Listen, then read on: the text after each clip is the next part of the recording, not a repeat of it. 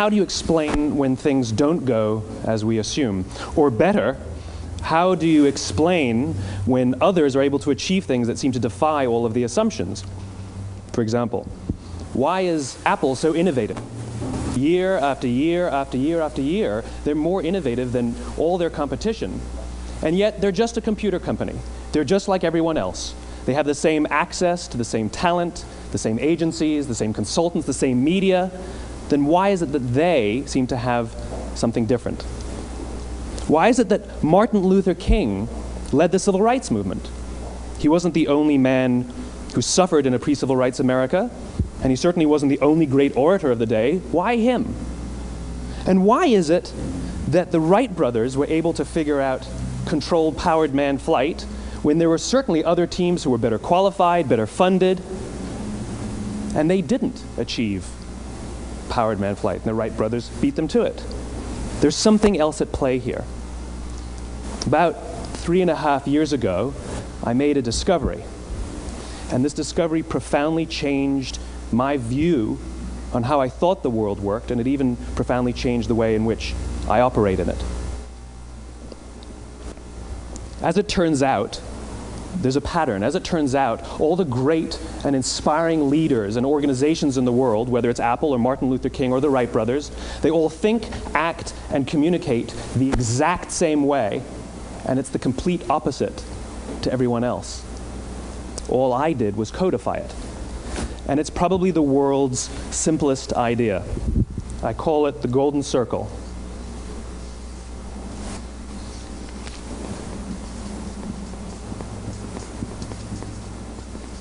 Why, how, what?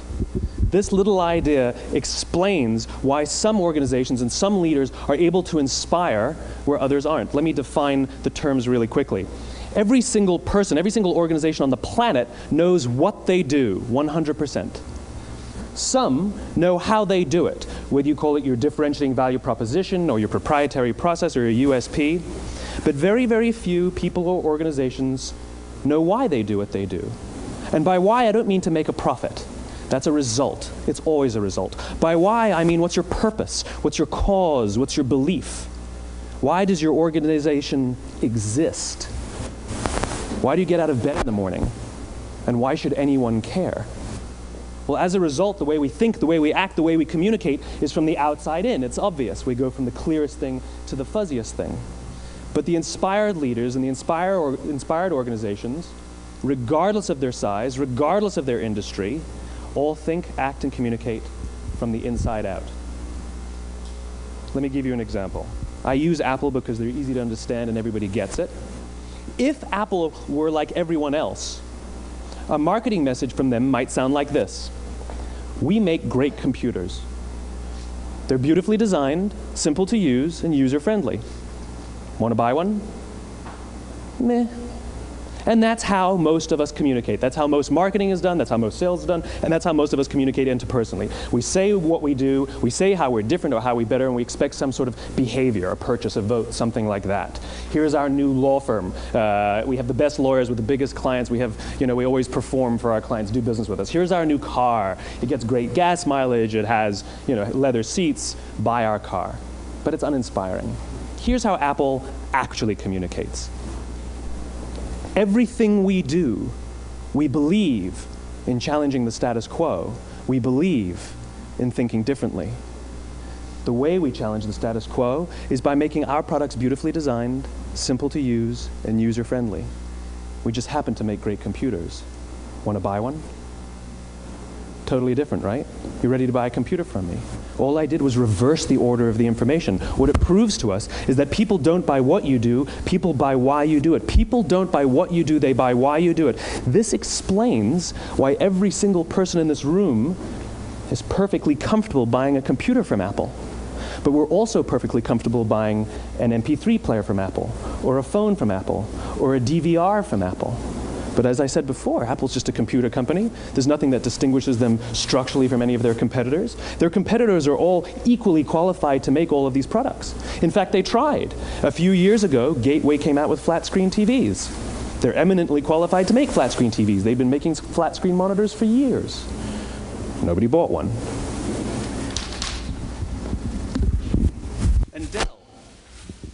Dell came out with MP3 players and PDAs. And they make great quality products, and they can make perfectly well-designed products, and nobody bought one. In fact, talking about it now, we can't even imagine buying an MP3 player from Dell. Why would you buy an MP3 player from a computer company? But we do it every day. People don't buy what you do, they buy why you do it. The goal is not to do business with everybody who needs what you have. The goal is to do business with people who believe what you believe. Here's the best part. None of what I'm telling you is my opinion. It's all grounded in the tenets of biology, not psychology, biology. If you look at a cross-section of the human brain, looking from the top down, what you see is the human brain is actually broken into three major components that correlate perfectly with the golden circle. Our newest brain, our Homo sapien brain, our neocortex, corresponds with the what level. The neocortex is responsible for all of our rational and analytical thought and language. The middle two sections make up our limbic brains, and our limbic brains are responsible for all of our feelings, like trust and loyalty. It's also responsible for all human behavior, all decision-making, and it has no capacity for language. In other words, when we communicate from the outside in, yes, people can understand vast amounts of complicated information like features and benefits and facts and figures. It just doesn't drive behavior. When we communicate from the inside out, we're talking directly to the part of the brain that controls behavior, and then we allow people to rationalize it with the tangible things we say and do. This is where gut decisions come from. You know, sometimes you can give somebody all the facts and your figures, and they say, I know what all the facts and details say, but it just doesn't feel right. Why would we use that verb? It doesn't feel right. Because the part of the brain that controls decision-making doesn't control language. And the best we can muster up is, I don't know, it just doesn't feel right. Or sometimes you say you're leading with your heart or you're leading with your soul. Well, I hate to break it to you, those aren't other body parts controlling your behavior. It's all happening here in your limbic brain, the part of the brain that controls decision-making and not language. But if you don't know why you do what you do, and people respond to why you do what you do, then how will you ever get people to vote for you or buy something from you, or more importantly, be loyal and want to be a part of what it is that you do? Again, the goal is not just to sell people who need what you have. The goal is to sell to people who believe what you believe. The goal is not just to hire people who need a job. It's to hire people who believe what you believe. I always say that, you know, there's, if you hire people just because they can do a job, they'll work for your money. But if you hire people who believe what you believe, they work for you with blood and sweat and tears. And nowhere else is there a better example of this than with the Wright brothers. Most people don't know about Samuel Pierpont Langley. And back in the early 20th century, the pursuit of powered man flight was like the dot-com of the day. Everybody was trying it. And Samuel Pierpont Langley had what we assume to be the recipe for success. I mean, even now, you ask people, why did your product or why did your company fail? And people always give you the same permutation of the same three things. Undercapitalized, the wrong people, bad market conditions. It's always the same three things. So let's explore that. Samuel Pierpont Langley was given $50,000 by the War Department to figure out this flying machine. Money was no problem. He held a seat at Harvard and worked at the Smithsonian and was extremely well connected. He knew all the big minds of the day. He hired the best minds money could find, and the market conditions were fantastic. The New York Times followed him around everywhere, and everyone was rooting for Langley. And how come we've never heard of Samuel Pierpont Langley? A few hundred miles away in Dayton, Ohio, Orville and Wilbur Wright. They had none of what we consider to be the recipe for success. They had no money. They paid for their dream with the proceeds from their bicycle shop. Not a single person on the Wright brothers' team had a college education, not even Orville or Wilbur. And the New York Times followed them around nowhere.